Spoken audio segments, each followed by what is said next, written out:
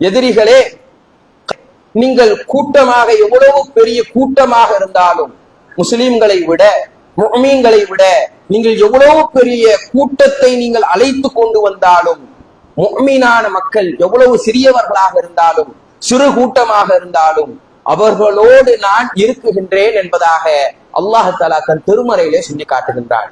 முஸ்லிம்களாகிய நாம், முஃமின்களாகிய நாம் இதை நம்முடைய மனதிற்கு சொல்லி நம்முடைய மனதை ஆறுதல் படுத்த வேண்டும். சில நேரங்களிலே சில துன்பங்களிலே நமக்கு தோன்றும் அல்லாஹ் நம்மோடு இல்லையா என்பதாக நமக்கு சில நேரங்களிலே தோன்றும் பொழுது நாம் சொல்லிக் கொள்ள வேண்டும், முஃமின்களோடு அல்லாஹ் தஆலா இருக்குகின்றேன் என்பதாக சொல்லுகின்றான். நம்முடைய ஈமானை நாம் அதிகரிக்க வேண்டும். முஸ்லிம்களோடு இருக்குகின்றேன் என்பதாக அல்லாஹ் தஆலா சொல்லி காட்டுகின்றான்.